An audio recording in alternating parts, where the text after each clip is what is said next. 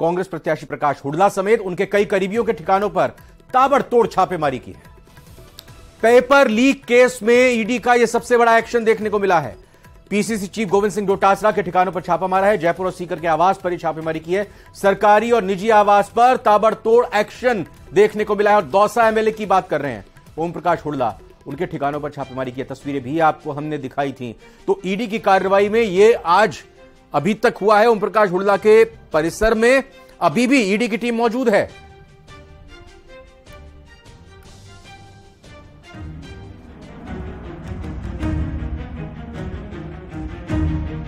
Paper leak कांड में ED का बड़ा एक्शन। कांग्रेस प्रदेश अध्यक्ष डोटासरा के घर ईडी की रेड।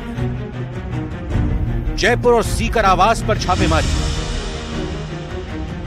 सरकारी और निजी आवास पर ताबड़तोड़ एक्शन।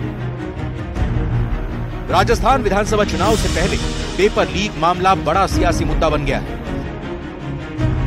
एक के बाद एक कांग्रेस नेताओं के ठिकानों पर छापेमारी हो रही है। इसी कड़ी में ईडी ने जयपुर, दौसा, सीकर समेत करीब 11 जगहों पर ताबड़तोड़ कार्रवाई की। जिन जगहों पर एक्शन हुआ उसमें कांग्रेस प्रदेश अध्यक्ष गोविंद डोटासरा के 3 जयपुर और 2 सीकर के ठिकाने शामिल हैं। ईडी की कार्रवाई पर डोटासरा ने सोशल मीडिया पर रिएक्शन देते हुए सत्यमेव जयते लिखा। कांग्रेस प्रत्याशी ओम प्रकाश हुड्डा के खिलाफ एक्शन। दौसा में हुड्डा के घर और पेट्रोल पंप पर ईडी की रेड।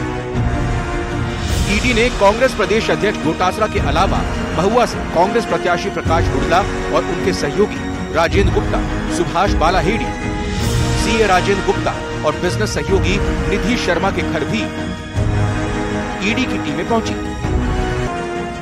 सूत्रों की माने तो निधि शर्मा के भाई दीपक और ललित भी जांच के दायरे में आ गए हैं। चुनावी मौसम में जिस तरीके से कांग्रेस के दिग्गजों के ठिकाने पर छापेमारी की कार्रवाई हो रही है, उससे कांग्रेस हमलावर हो गई है।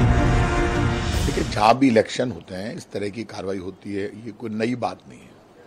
जब इलेक्शन होगा तो कांग्रेस के प्रदेश अध्यक्ष और कांग्रेस नेताओं के ऊपर ईडी की कार्रवाई होगी, ये पूरा देश जानता है। और ये बात पहले चीफ मिनिस्टर अशोक गहलोत जी कह चुके हैं। देश की जनता में विश्वास खो चुकी भारतीय जनता पार्टी देश की प्रतिष्ठित जांच एजेंसियों के माध्यम से केंद्र की सरकार के खिलाफ आवाज उठाने वाले नेताओं पे ईडी, सीबीआई और आईटी के द्वारा प्रतिशोधपूर्ण कार्रवाई कर रही है। उसी का नतीजा ये है कि जो लगातार भारतीय जनता पार्टी और संघ के नेताओं पे मुखर हमलावर रहे, राजस्थान कांग्रेस के अध्यक्ष गोविंद सिंह डोटासरा के निवास पे और कांग्रेस के अन्य नेताओं पे ईडी की कार्रवाई की गई। एक तरफ पेपर लीक मामले में ईडी छापेमारी की कार्रवाई करती नजर आई, वहीं दूसरी ओर सीएम अशोक गहलोत के बेटे वैभव गहलोत को फेमा के तहत पूछताछ का समन भेजा, जिसकी जानकारी सीएम गहलोत ने सोशल मीडिया पर दी। साथ ही उन्होंने ईडी की कार्रवाई पर तंज भी कसा। सीएम ने एक तरफ सोशल मीडिया पर हमला बोला तो दूसरी ओर प्रेस कॉन्फ्रेंस कर बीजेपी को खरी खरी सुनाई। CBI, income tax, ED,